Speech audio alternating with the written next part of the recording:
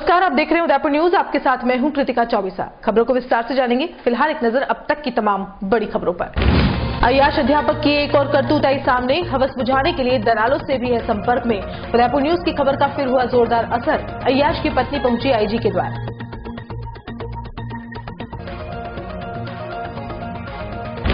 प्रभारी सेवक मास्टर भंवरलाल पहुंचे उदयपुर। कांग्रेस कार्यकर्ताओं की ली बैठक। निगम चुनाव के परिणामों पर दी प्रतिक्रिया। निगम में 3 से 20 सीटों पर आने का ले लिया श्रेय। एबीवीपी की छात्राओं ने कहा, हैवानों के इलाज के लिए लगे देवा की अदालत। महिलाओं के साथ हो रही घटनाओं को अब नहीं सहेगा हिंदुस्तान। डॉक्टर महिला के हत्यारों को किया जाए जनता के हवाले। और कृषि मंडी के किसानों को नहीं मिला न्याय। किसानों ने लगाई कलेक्टर मैडम से गुहार। कृषि मंडी में पनप रहा कमीशन खोरी का धंधा। ग्राहकों और किसानों को हो रहा नुकसान। और अब खबरें विस्तार से। बुलेटिन की शुरुआत करते हैं अय्याश शिक्षक की वायरल कहानी के सच से और बेपर्दा करते हैं अय्याश शिक्षक को। संभाग के सबसे चर्चित और लोकप्रिय चैनल उदयपुर न्यूज की खबर का एक बार फिर हुआ जोरदार असर। जैसा कि उदयपुर न्यूज ने मेवल क्षेत्र के एक अय्याश अध्यापक की कहानी से आप सभी को रूबरू करवाया था, आज उसी अध्यापक को बेपर्दा भी करते हैं और बताते हैं कि इस अय्याश अध्यापक का नाम विनोद जोशी है और यह सराड़ी ग्राम पंचायत के ढोलकाकर राजकीय प्राथमिक विद्यालय के कुंडाल में पदस्थ है। कुछ दिन पहले मेवल क्षेत्र में शिक्षा के मंदिर में बैठकर अय्याशी करते हुए एक शिक्षक का ऑडियो वायरल हुआ था, जिसमें यह अध्यापक एक महिला से टेलीफोन पर बात करते हुए उसे अपने साथ एक रात गुजारने के लिए स्कूल में आने का भी न्योता दे रहा था। उदयपुर न्यूज की खबर चलने के बाद मानव शिक्षा विभाग में और तमाम अध्यापकों के बीच हड़कंप मच गया। आज आपको इसी अध्यापक की एक और हरकत बताते हैं, जिससे यह साबित हो जाएगा कि यह अध्यापक शिक्षा का नहीं बल्कि हवस का पुजारी है, जिसे आए दिन अपनी भूख मिटाने के लिए कुछ न कुछ नया चाहिए और ये लगातार दलालों से संपर्क में रहता है और अपनी हवस बुझाने का पूरा प्रयास करता है। हम अब जो ऑडियो आपको सुनाने जा रहे हैं, इसमें अध्यापक द्वारा दलाल से बात की जा रही है। पीछे से स्कूली बच्चों की आवाज भी आ रही है, जिससे इस बात की पुष्टि होती है कि विनोद जोशी द्वारा शिक्षा के मंदिर में बैठकर ही अय्याशी का इंतजाम किया जा रहा है। चलिए आपको भी सुनाते हैं आखिर दलाल से अय्याश अध्यापक ने क्या कुछ कहा। हाँ बाबू नमस्कार। नमस्कार। वो गाड़ी मिलेगा कल? देखो जवाब दो आपने। हाँ जी ना अब कल फोटो ना जो रहेगा कहीं। हाँ वो तो रही आज मैं ना कल मैंने छुट्टी है आ भी दे तो।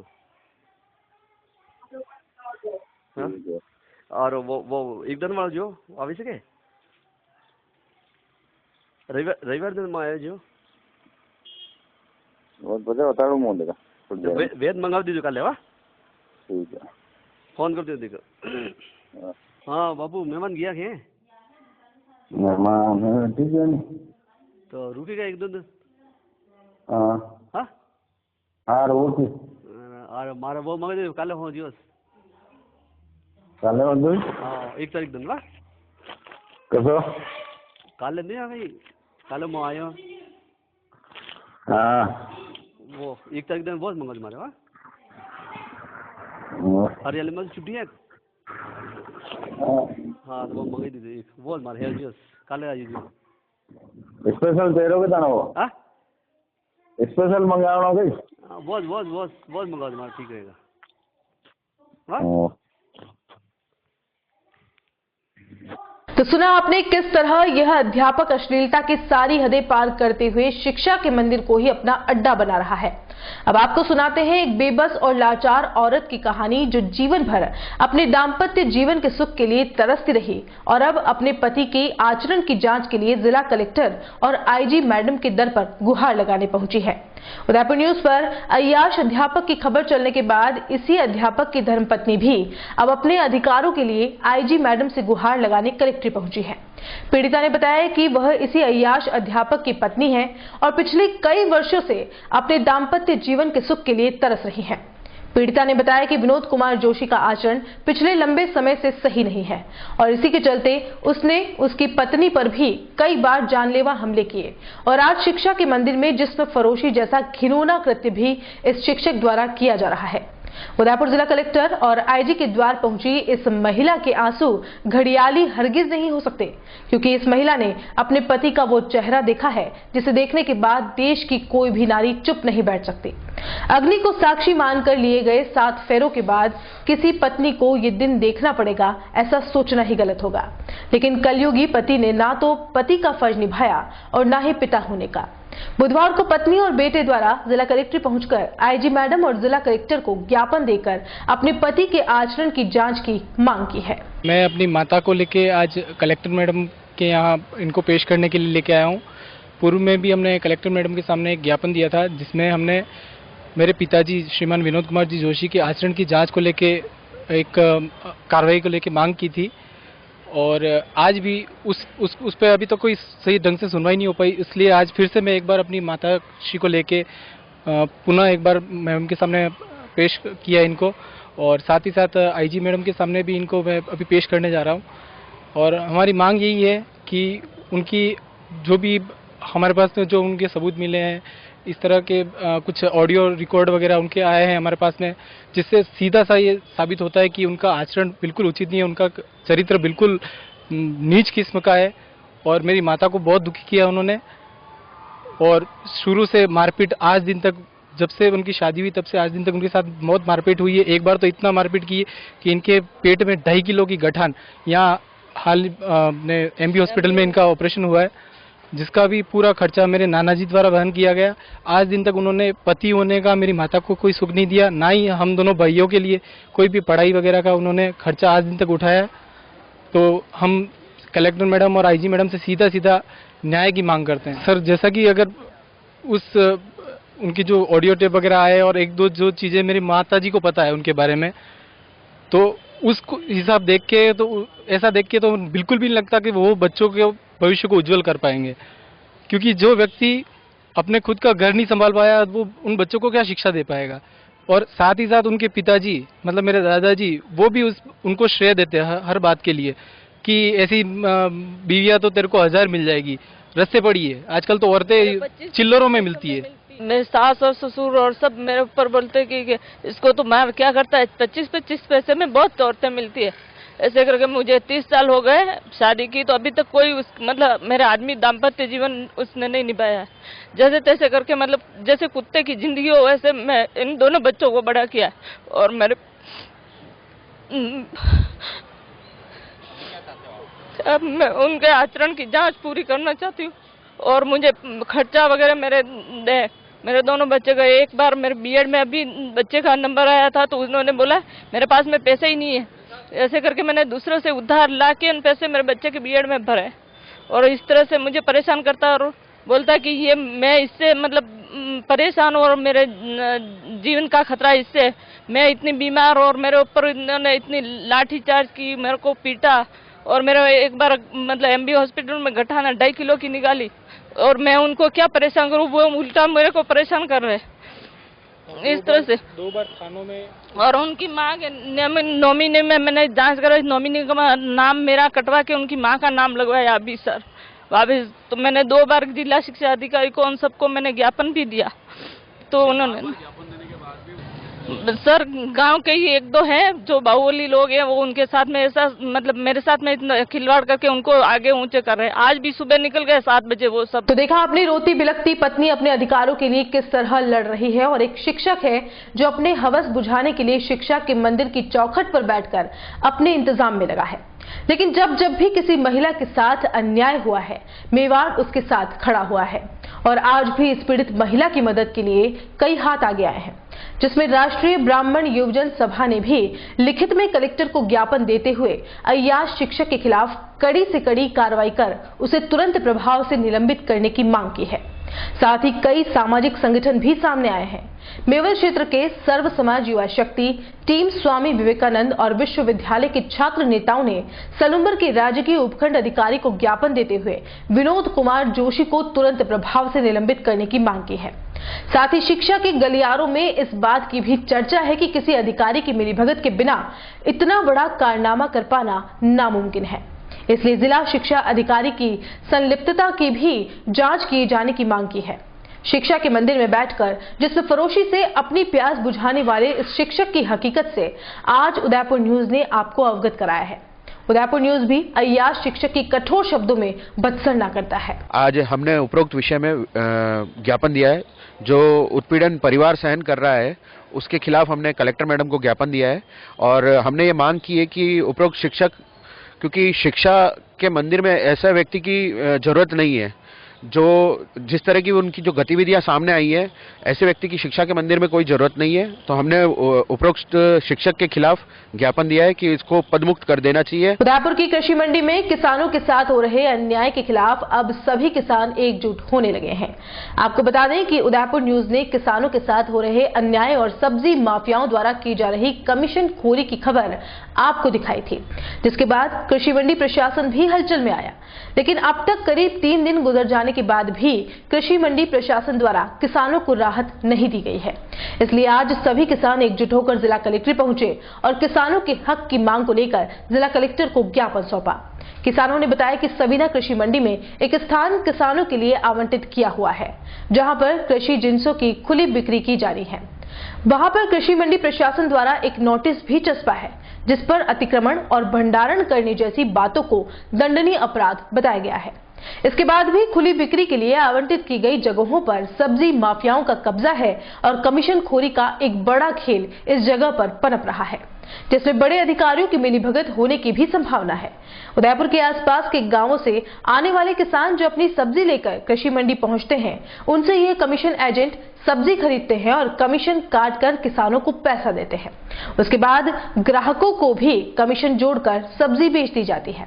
ऐसे में कृषि मंडी में खरीदारी के लिए आने वाले ग्राहकों को भी नुकसान है और अपने खून पसीने की मेहनत के बाद अपनी उपज कर सब्जी को कृषि मंडी में बेचने आने वाले किसानों को भी नुकसान हो रहा है।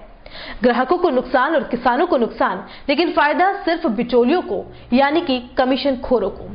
पिछले लंबे समय से अधिकारियों और कमीशन खोरों की धांधली के चलते किसानों को उनका हक नहीं मिल पा रहा है। आपको बता दें कि इस पूरी कृषि मंडी में किसानों के लिए 25% स्थान भी आरक्षित है। उसके बावजूद भी यहाँ कोई किसान काबिज नहीं है, सभी जगह व्यापारियों का कब्जा है।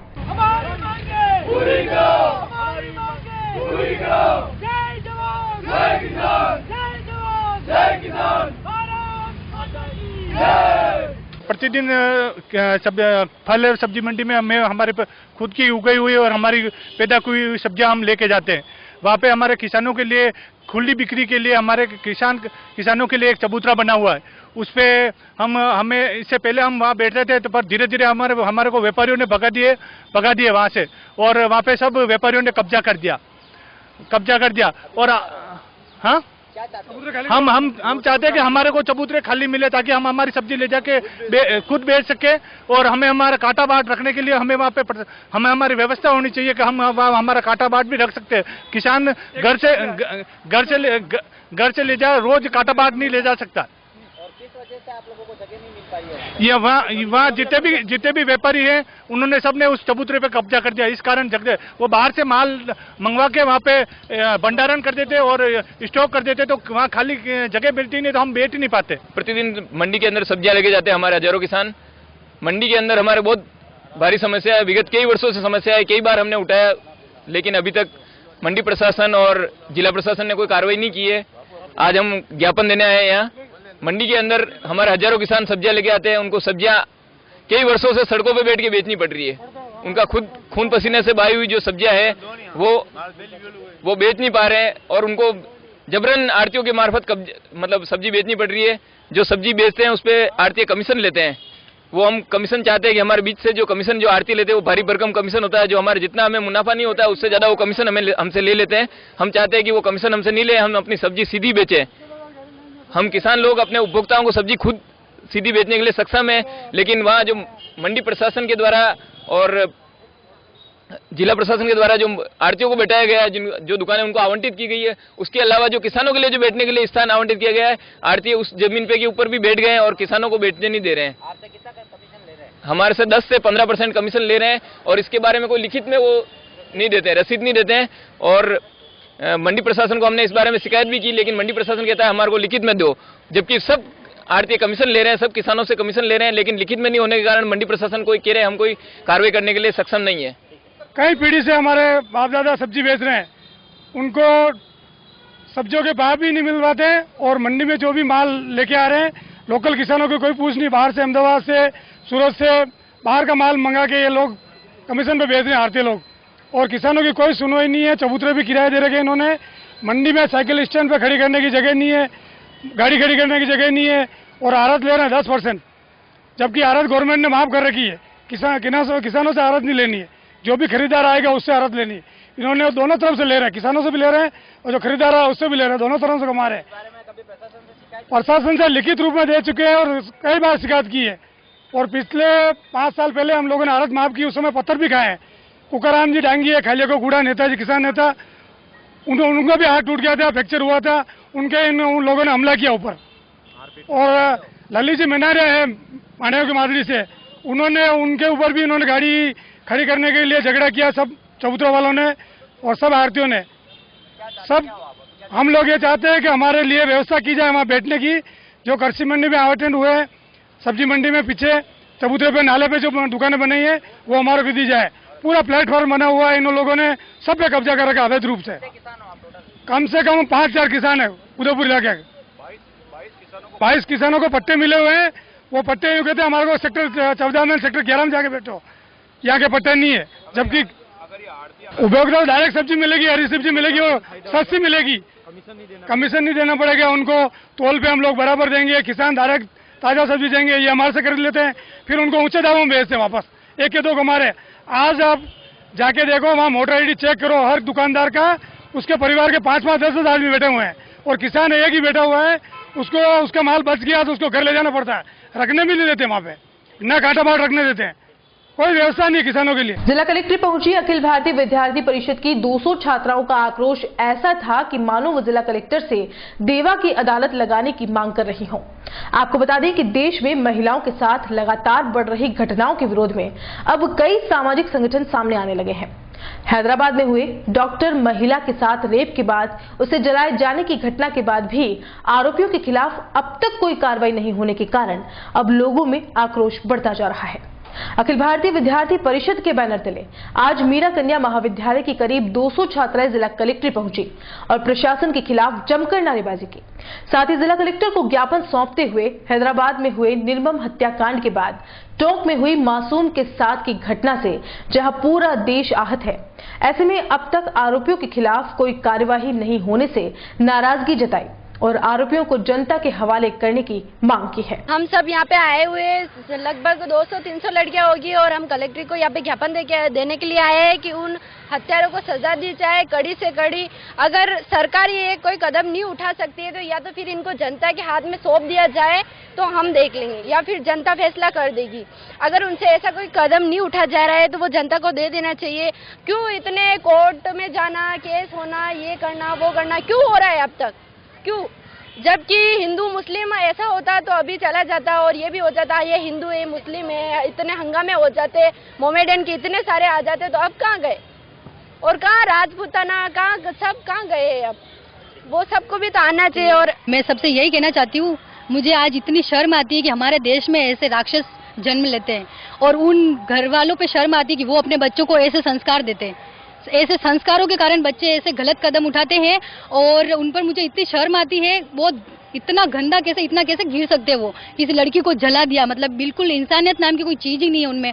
और जहाँ पर बच्चों को बचपन में ये सिखाया जाता है कि झांसी की रानी लक्ष्मीबाई ये थी और सरोजनी नायडू ये थी, मतलब सारी औरतों के बारे में उनको डिटेल में बताया जाता है, लेकिन जब बच्चे बड़े होते तो उनको यूं क्यों नहीं बताया जाता है कि ना नारी का सम्मान करो, स्त्रियों की इज्जत करो, ये करो, मारपीट। बच्चा जब छोटा होता है तो किसी लड़की को छेड़ के आता है तो घर वाले बोलते मेरा बेटा तो बड़ा हो गया, मेरा बेटा तो शेर बन गया, वाह। और ना लड़की के साथ कुछ गलत होता है तो क्या बोलते हैं, तू कल से कॉलेज नहीं जाएगी, कल से स्कूल नहीं जाएगी। उसको क्यों रोका जाता? अपने बेटों को क्यों नहीं समझाते लोग? सही है ना? तो बस यही बोलना चाहते हैं कि हम उन राक्षसों को सजा दी जाए। धन्यवाद। हमने प्रियंका रेड्डी और रोजा तमिलनाडु में जो केस हुआ उसके लिए, और 6 वर्ष की बालिका है उसके साथ भी दुष्कर्म हुआ उसके लिए हमने ज्ञापन दिया। हमने कॉलेज में भी ज्ञापन दिया मैम को कि इसके बारे में कुछ आगे ऑब्जेक्शन उठाए और यहाँ पे भी हमने अभी ज्ञापन दिया है और इसकी कोई कार्रवाई नहीं हो रही है। जहाँ पे भी जा रहे हैं वो सब ने बोल रहे हैं हाँ कर देंगे। अभी तक उनको कुछ नहीं हुआ, अभी तक उनके लिए अभी तक न्याय भी नहीं मिला है और आगे से आगे बढ़ता जा रहा है ये। कब तक लड़कियाँ, आज तो माँ बाप उनको पढ़ने के लिए भी नहीं भेजेंगे। अभी छोटी 6 साल की बच्ची ने, वो मासूम क्या जानती है इस बारे में, कुछ भी नहीं, तो भी उसके साथ ऐसा दुष्कर्म हुआ तो उसको स्कूल तक नहीं भेजेंगे, फिर कॉलेज की बात कहाँ रही है। या अपने राज्य मांग ये की कि उन सबको है ना कातिलों को सजा मिले और आगे ऐसा कोई कार्रवाई नहीं किया जाए। और जैसे मतलब हिंदू मुस्लिम इसके लिए तो झगड़ा हो रहा है, इसके लिए आपस में नहीं है, हिंदू ने किया मुस्लिम ने किया, इसके लिए कब तक लड़ोगे हिंदू मुस्लिम में आप लोग। एक बार उस लड़की के लिए तो कार्रवाई करो, हिंदू मुस्लिम तो बाद में देख लेना। अभी इतना झगड़ा कर रहे हो आप कि नहीं वो तो हिंदू था वो मुस्लिम था, उससे करने से कोई मतलब नहीं। आप एक बार कार्रवाई करो, सरकार तक पहुंचाओ। राम मंदिर का केस कर दिया, मतलब उन्होंने कर दिया है तो क्यों नहीं, अरे वो छोटी सी बच्ची उसके लिए तो कार्रवाई की जाए। कब तक करेंगे ये सब इतने लोग। और जो भी लड़कियां पढ़ने के लिए आगे बढ़ रही है उनको रोको मत, क्यों ऐसी लड़कियों को अभी रोक लोगे। 6 साल की बच्ची का अभी ऐसे स्कूल नहीं जा सकती है, उस अब कौन माँ बाप भेजेगा उनको। हम भी बहुत दूर से आते हैं, हमारे मम्मी पापा भी मना करते नहीं स्कूल नहीं जाना कॉलेज जाता ऐसे का, तो लड़कियां कभी आगे नहीं बढ़ सकेगी। धन्यवाद। मेरा ये कहना है कि सब बोलते हैं कि लड़कियों के कपड़े खराब होते हैं और लड़कों की गंदी नजर पड़ती है इसलिए वो ऐसा करते हैं, बट वो 6 साल की लड़की का क्या कसूर था, वो छोटी जो दूध पीती बच्ची का क्या कसूर था। उसको तो मम्मियाँ उनकी साड़ी नहीं पहनाएंगी, उनको थोड़ी ना घर वाले साड़ी पहनाएंगे कि तू साड़ी पहन ये पहन। अब उन लड़कियों का क्या कसूर है जो उस छोटी सी बच्ची के साथ इतनी दर्दनाक मौत दी, उसको उसका इस तरह से गला दबा दिया गया कि उसकी आंखें निकल गई बाहर। तो ये सब हमने इस बारे में ज्ञापन दिया है, तो जल्द से जल्द इस पे कार्रवाई की जाए। और अगर ऐसा नहीं हुआ तो हम जनता पब्लिक में छोड़ दो, ऐसे राक्षसों को लड़कियों को दे दो। हम उनको जैसे प्रियंका रेड्डी को जिंदा जलाए ना, ऐसे हम राक्षसों को उन चारों को जिंदा जला देंगे। यहाँ पे उनको हम जनता के हवाले सौंप दो। पर पुलिस प्रशासन ऐसा नहीं करती, पुलिस प्रशासन है ना उनकी सिक्योरिटी कर रही है। जब पब्लिक ने उनको पत्थर मारे ना तो उनकी सिक्योरिटी करी। ऐसा कब तक होगा? लड़कियां कब तक उनके हवस का शिकार बनेंगी? बस मैं यही कहना चाहती हूँ और कड़ी से कड़ी सजा दो उनको। कहते हैं कि डॉक्टर भगवान होता है, लेकिन इन दिनों सभी रेजिडेंट्स अनिश्चितकालीन हड़ताल पर हैं। ऐसे में मरीजों को भी अपने भगवान का इंतजार करना पड़ रहा है। रेजिडेंट डॉक्टर्स की हड़ताल के दूसरे दिन बुधवार को हॉस्पिटल में सुबह से चिकित्सकीय व्यवस्थाएं चरमराई हुई नजर आई। संभाग के सबसे बड़े एमबी अस्पताल की ओपीडी में बुधवार को भी मरीजों की लंबी कतारें देखी गई। चिकित्सकों की कमी से इलाज मिलने में देरी हुई। आपको बता दें कि सुपर स्पेशलिटी ओपीडी में वरिष्ठ चिकित्सक सुबह 9 बजे के बजाय सुबह 10:15 पर पहुंचे। वरिष्ठ डॉक्टर की देरी से पहुंचने के कारण वहां लंबी कतारें लग गई। रेजिडेंट्स की हड़ताल के कारण मरीजों को खासी दिक्कतों का सामना करना पड़ा। करीब 2 घंटे से भी ज्यादा के इंतजार के बाद मरीजों को डॉक्टर से इलाज मिल पाया। मरीजों ने रेजिडेंट चिकित्सकों से जल्द हड़ताल खत्म करने की मांग की है। हॉस्पिटल के सभी वार्ड में भी स्थितियां बिगड़ने लगी हैं और जरूरी ऑपरेशंस को छोड़कर अन्य ऑपरेशन को भी टाला जा रहा है। और बुलेटिन में यहाँ रुकेंगे ब्रेक के लिए। आप देखते रहिए उदयपुर न्यूज। प्रकृति की गोद में बसा Ananta multi and super speciality hospital आपातकालीन सेवा एवं सीटी MRI सुविधा के साथ सर्वोत्तम इलाज एवं देखभाल जो देती है आपको एक विश्वास बेहतर जिंदगी का। जनरल OPD निःशुल्क, मोतियाबिंद के निःशुल्क ऑपरेशन, मेल लेन सहित निःशुल्क एवं सबसे बढ़कर भामाशाह स्वास्थ्य बीमा योजना के अंतर्गत अधिकृत हॉस्पिटल, क्योंकि अब इलाज का खर्च नहीं, कल की फिक्र नहीं, आपके विश्वास एवं मुस्कान पे खरा उतरना ही हमारा ध्येय। Ananta institute of medical science and research centre, Ananta ग्राम NH 8, तहसील नाद्वारा, राजसमंद। कॉल 1800-300-00023।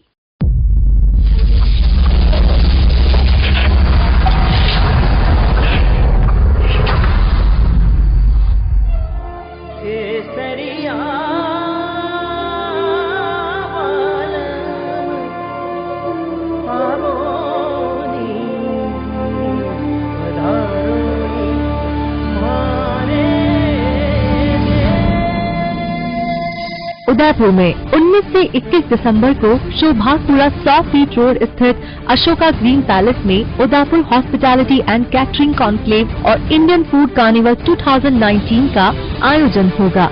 ये कॉन्क्लेव मुख्य आयोजक इंडिया 2020 एग्जीबिशन, सह आयोजक Lakshmi publicity and digital, HNH 2020 और M Square की ओर से किया जा रहा है। इस कॉन्क्लेव और फूड कार्निवल से नई होटल के निर्माण, नई तरह के फूड का निर्माण और कैटरिंग में नई तकनीकों के उपयोग बढ़ेंगे, जिससे संपूर्ण उदयपुर को फायदा मिलेगा।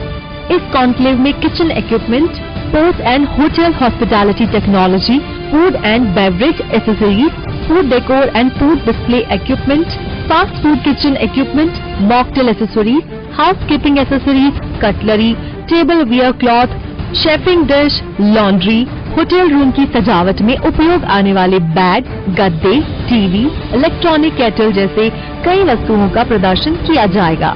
इसके साथ ही इंडियन फूड कार्निवल में Mexican, American, Thai, Chinese, Italian, Spanish, Turkish और लेबनिश देशों का फूड प्रदर्शित होगा।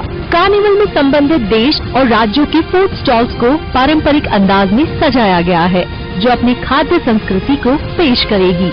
एक्सपो के दौरान विभिन्न देशों और राज्यों के पारंपरिक व्यंजनों का लाइव फूड कार्निवल में आने वाले लोगों के लिए आकर्षण का केंद्र रहेगा। कार्निवल में होने वाले cooking competition, bakery, pastry, chef competition, mocktail competition में आप भी अपना हुनर दिखाकर कई बड़े खिताब और इनाम भी अपने नाम कर सकते हैं।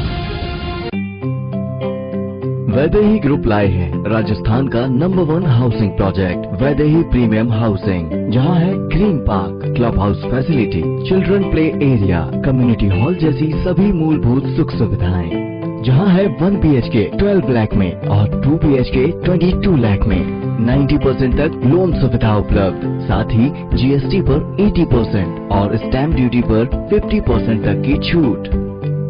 Contact 9983305577 New Navratna Complex, Udaipur.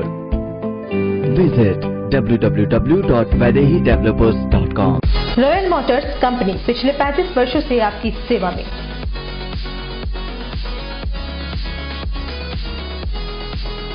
Hero MotoCorp का सबसे बड़ा व विस्तृत शोरूम एवं वर्कशॉप,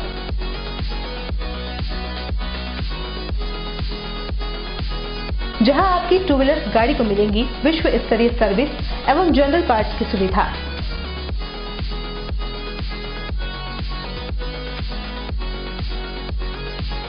हीरो मोटोकॉर्प के सभी मॉडल सभी रंगों में उपलब्ध।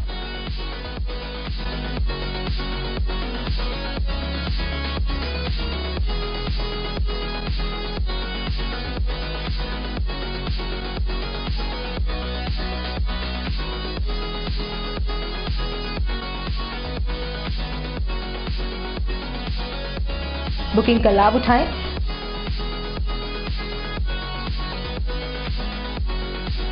Royal motors company 57 Panchvati Udaipur. Phone number 02942426-838। उस दिन तो मैं डर ही गई थी। रात के 1 बजे मैं कहाँ जाऊं? काफी भीड़ भी जमा हो गई थी।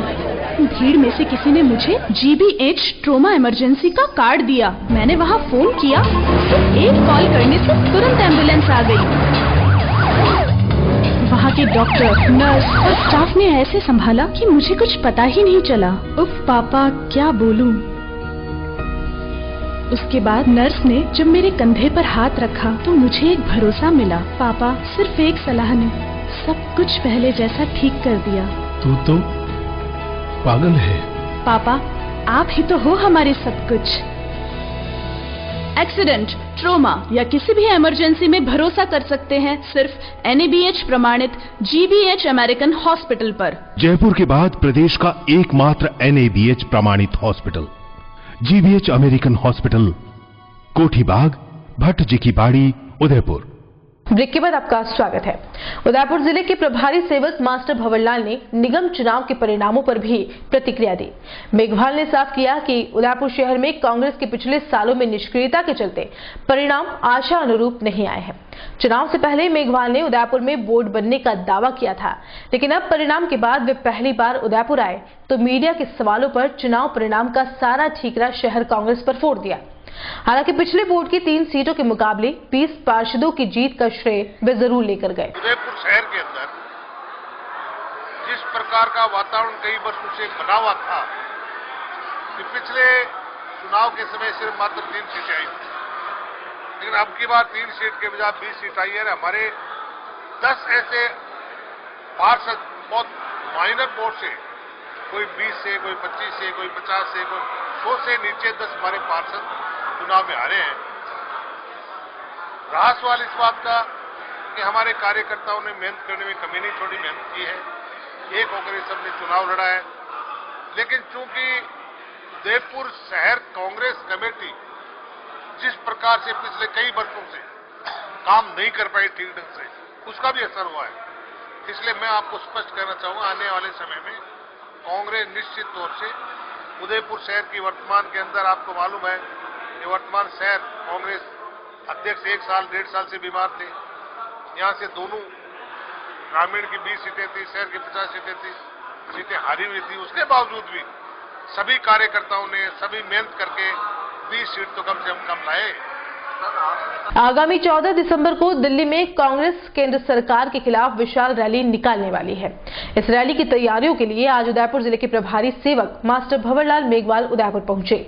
मेघवाल ने उदयपुर के आरएमबी सभागार में कांग्रेस शहर और देहात के कार्यकर्ताओं की संयुक्त बैठक ली और रैली को सफल बनाने के लिए निर्देशित किया। बैठक में CWC सदस्य रघुवीर सिंह मीणा, कांग्रेस देहात जिलाध्यक्ष लाल सिंह झाला, शहर जिलाध्यक्ष गोपाल शर्मा सहित सभी पदाधिकारी भी मौजूद रहे।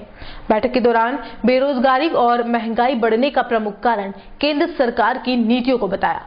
इस मौके पर सेवक मेघवाल ने साफ किया कि सोनिया गांधी के नेतृत्व में निकलने वाली इस विशाल रैली में केंद्र सरकार की गलत नीतियों को जनता के सामने लाया जाएगा और बेरोजगारी के साथ महंगाई जैसे मुद्दे पर सरकार को घेरने की कोशिश होगी। इस रैली के लिए उदयपुर के सभी पदाधिकारियों को सेवक ने अधिक से अधिक लोगों को लाने के लिए लक्ष्य दिए हैं। शहर से सटे जावर माइंस कस्बे में स्थित जावर माता मंदिर में लाखों की चोरी होने का मामला सामने आया है। ग्राम पंचायत के पूर्व सरपंच प्रकाश चंद्र मीणा ने बताया कि जावर माता मंदिर, जो कि देवस्थान विभाग के अंतर्गत आता है, कुछ दिनों पूर्व गांव के ही कुछ लोगों ने अवैध रूप से एक ट्रस्ट बनाकर इस मंदिर पर अपना कब्जा कर लिया और मंदिर में एक दान पेटी भी लगा दी, जिसमें इकट्ठा होने वाला चढ़ावा और नकदी ट्रस्ट द्वारा उठा ली जाती है, जिसका हिसाब किताब किसी को नहीं दिया जाता। ऐसे में जावर माता मंदिर में आने वाले पैसे की चोरी को लेकर आज पूर्व सरपंच के नेतृत्व में ग्रामीणों ने जिला कलेक्टर को ज्ञापन दिया।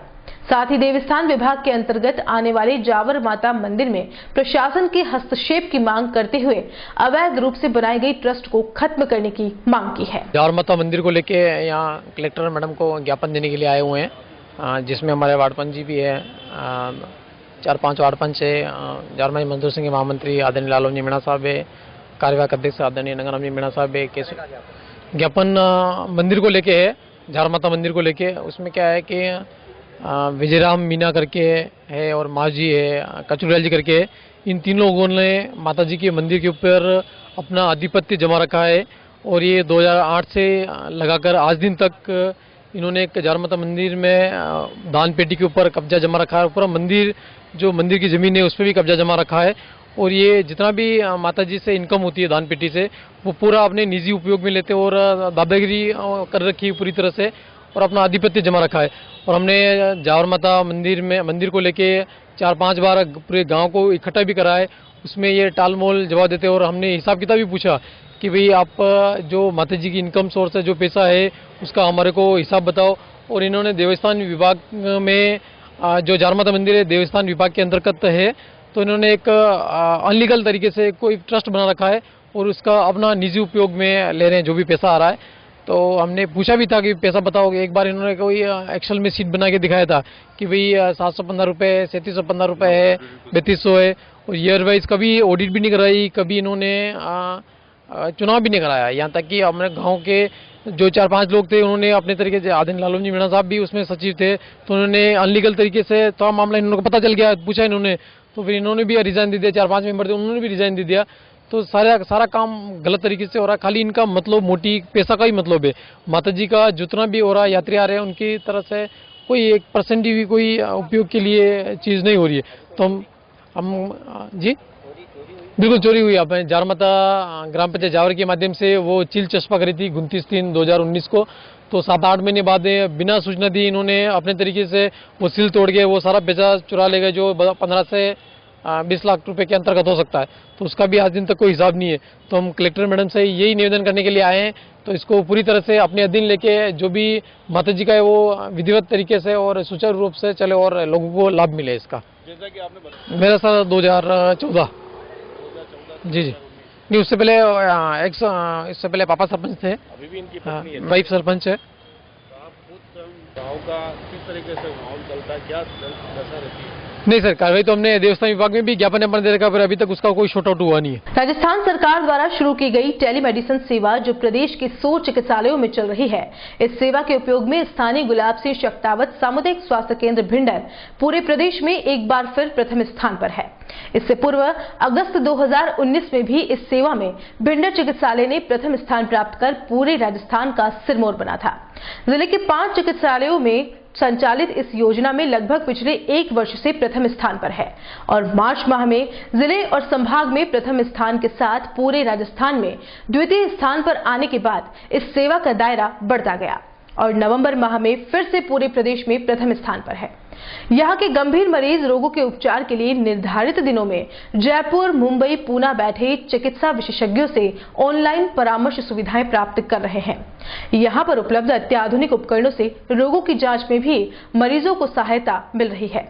टेलीमेडिसिन सेवा केंद्र पर सोमवार से शनिवार तक सप्ताह के 6 दिन अलग अलग विशेषज्ञ जैसे चर्म रोग, जनरल फिजिशियन, महिला रोग, बाल रोग के डॉक्टर प्रतिदिन के साथ सोमवार को हड्डी रोग, मंगलवार को गैस्ट्रो, बुधवार को हार्मोन और एंडोक्राइन रोग, गुरुवार को हड्डी और हृदय रोग, शुक्रवार को नेफ्रोलॉजी और न्यूरोलॉजी, शनिवार को हृदय रोग विशेषज्ञ परामर्श देकर ग्रामीण जनता को लाभान्वित कर रहे हैं। सीएचसी भिंडर में टेलीमेडिसिन में राजस्थान में प्रथम स्थान प्राप्त किया है, उसके लिए मैं पंकज जी को और पूरे स्टाफ को बधाई देता हूँ। इनके काफ़ी प्रयास की वजह से हम लगातार 2nd या 3rd स्थान पे चल रहे थे, पर इस बार हम प्रथम स्थान पे आए। काफ़ी मरीजों को इससे फायदा मिला है और लोग दूर दूर से इस टेलीमेडिसिन का फायदा उठाने आते हैं। बहुत से पेशेंट्स हार्ट अटैक, ऑर्थोपेडिक के केस, स्किन के केस, इनमें मरीजों को काफ़ी राहत मिली। दूसरे विभाग में भी कार्य अच्छा चल रहा है। डिलीवरियों की संख्या 120 तक पहुंच गई है और दूसरे जो टारगेट है राष्ट्रीय कार्यक्रम है उनको भी करीब करीब पूरा किया जा रहा है। साफ सफाई भी काफ़ी सुधार हो गया है, क्या वो अच्छी तरह से चल रही है और गार्डन का कार्य भी बहुत अच्छी तरह से देख रहे हैं। विमल जी वन संरक्षक की तरह लगे हुए हैं। इन सब के लिए मैं सब स्टाफ को बधाई देता हूँ। नमस्कार, ये भिंडर चिकित्सालय का टेलीमेडिसिन कक्ष है। राज्य सरकार की अति महत्वपूर्ण योजना टेलीमेडिसिन जो पूरे राजस्थान में 100 सेंटर में संचालित है, इसमें भिंडर चिकित्सालय ने इस नवंबर 2019 में पूरे राजस्थान में प्रथम स्थान प्राप्त किया है। अगस्त 2019 में भी भिंडर चिकित्सालय ने टेलीमेडिसिन में पूरे राजस्थान में प्रथम स्थान प्राप्त किया था। आप सभी का सहयोग इसी तरह बना रहा तो टेलीमेडिसिन सेवाएं निरंतर नई ऊंचाइयों को छुएगी। आप सभी का सहयोग इसी तरह बना रहे। धन्यवाद, जय हिंद। और चलते चलते एक नजर अब तक की हेडलाइंस पर। अय्याश अध्यापक की एक और करतूत आई सामने, हवस बुझाने के लिए दलालों से भी है संपर्क में। उदयपुर न्यूज की खबर का फिर हुआ जोरदार असर, अय्याश की पत्नी पहुंची आईजी के द्वार।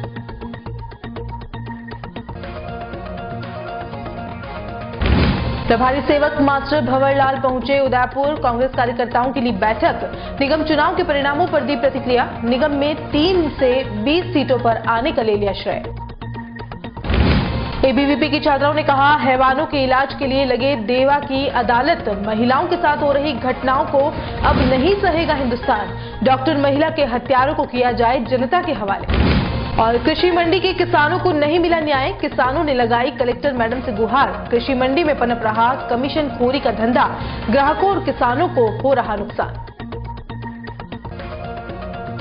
उदयपुर न्यूज के इस बुलेटिन में फिलहाल इतना ही। शहर की तमाम हलचल से आपको आगे भी रूबरू करवाते रहेंगे। फिलहाल इजाजत दीजिए कृतिका चौबीसा को और खबरों के लिए देखते रहिए उदयपुर न्यूज। नमस्कार।